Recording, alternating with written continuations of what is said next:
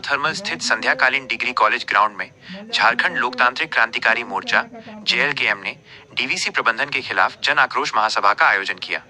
इसकी अध्यक्षता और मंच संचालन जिला सचिव खगेंद्र महतो ने किया।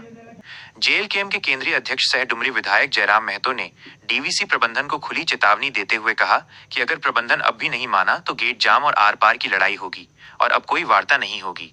उन्होंने स्पष्ट किया कि वे किसी IPS प्रोफेसर, डॉक्टर या IS का विरोध नहीं कर रहे, लेकिन अगर बिहार, बंगाल और उड़ीसा के लोग 4th ग्रेड की भी नौकरी लेंगे तो झारखंडी कहां जाएंगे।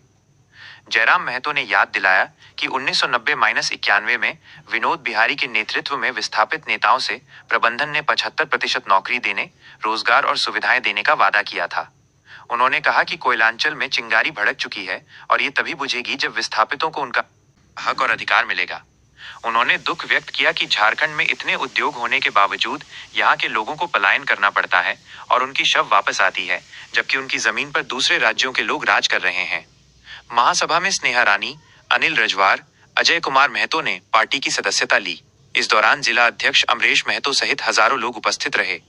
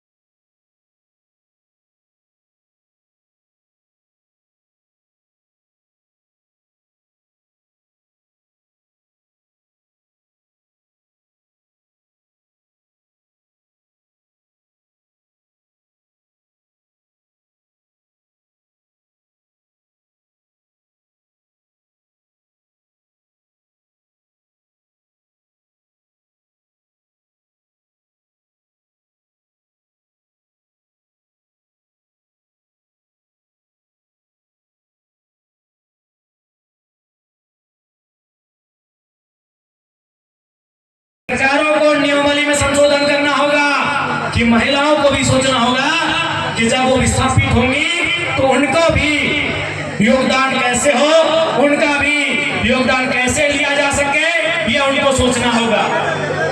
इसलिए माताओं बहनों, आपको भी कहेंगे ये आंदोलन नए तरीका का है, ये आंदोलन नए दौर का है। इस बार आपको भी ये समझना होगा कि आपका काम केवल चूल्हा चौकी तक सीमित नहीं है, आपका काम केवल झाड़ू पोछा तक सीमित नहीं है, आपका काम केवल घर के आंगन तक सीमित नहीं है, आपका काम कल कारखानों तक पहुंचेगा।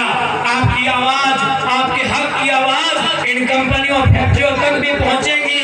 आपको भी वहां अधिकार। सभी जानते हैं पत्रकार बंधुओं, झारखंड एकमात्र राज्य है जहाँ के लोगों को आज भी छुड़ा जा रहा है, जो खनिज संपदा में अव्वल है, जो साधन संसाधन में अव्वल है, जो इस देश को उन्नति का रास्ता देता है। आज वो राज्य नीतियों के कारण, प्रबंधन की दुर्व्यवहार के कारण लगातार चला जाता है और इसी के क्रम में आज ये जन आक्रोश जनसभा का आयोजन किया गया था। और हमने स्पष्ट कहा है कि आप आज की बात ना सुने। 1990-91 में विनोद बहादुर बिहारी महतो के नेतृत्व में तमाम उस समय जो विस्थापित नेता हुआ करते थे इस क्षेत्र के, जब उनसे बातचीत हुई है तो आपने क्या स्वीकारा है? आपने रैयतों को 75% योजना देने की बात को स्वीकारा है, आपने उनको सुविधा देने की बात को स्वीकारा है, आपने उन्हें विशेष रूप से टेंडर में सुविधा देने की बात को स्वीकारा है। तो आप जिन बातों का स्वीकारा है उन बातों को अमल करें, नहीं तो अब कोयलांचल की आग ने पकड़ ली है। इस बात को आग भड़केगी वो तभी बुझेगी जब रैयतों की समस्याओं का निदान हो। अभी तक पर आपको भरोसा नहीं क्या महाकाल की बात है? देखिए, मैं फिर पुनः कहता हूँ कि मैं खेद प्रकट करता हूँ कि मैं विधायक होकर इस प्रकार की बातों को कभी कभी मैं कह जाता हूँ। इसके लिए मैं दुख और खेद प्रकट करता हूँ। मेरे पत्रकार बंधु, आखिर लोकतंत्र की व्यवस्था है, लेकिन जो लोग लोकतंत्र की व्यवस्था में आज चला रहे लोग हम इंतजार करेंगे। यही बेरमो में आज 3 पीढ़ियाँ कोर्ट के चक्कर काट के मर गई, लेकिन आज भी न्याय नहीं मिल पाया। तो सवाल ये है कि जिनका कुछ नहीं है, जिनका इस राज्य से सरोकार नहीं है, वो फल रहे हैं, फूल रहे हैं, वो लाखों करोड़ों का मुनाफा कमा रहे हैं और हम केवल लोकतंत्र की दुहाई देकर, संविधान की दुहाई देकर कब तक मस्तक स्वीकार करेंगे? बांग्लादेश और नेपाल बनाना चाहते हैं भारत को क्या? नहीं, मैं वहाँ ये उदाहरण दे रहा हूँ जहाँ करप्शन है।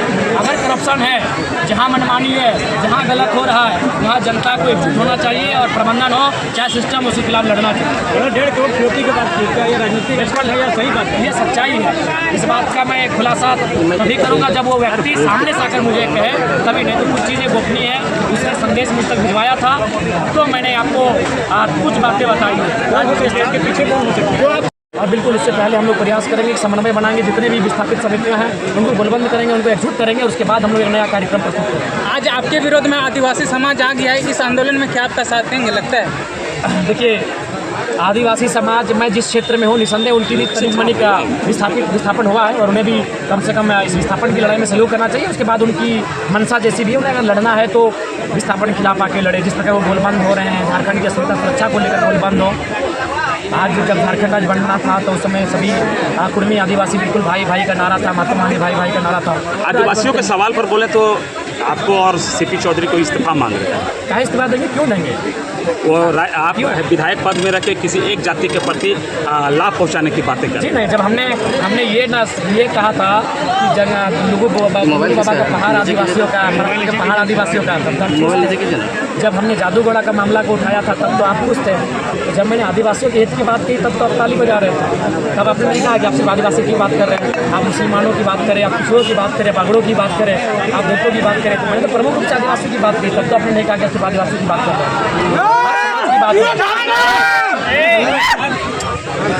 डेरमो में बहुत सारे अवैध क्वार्टर कब्जा है विधायक जी।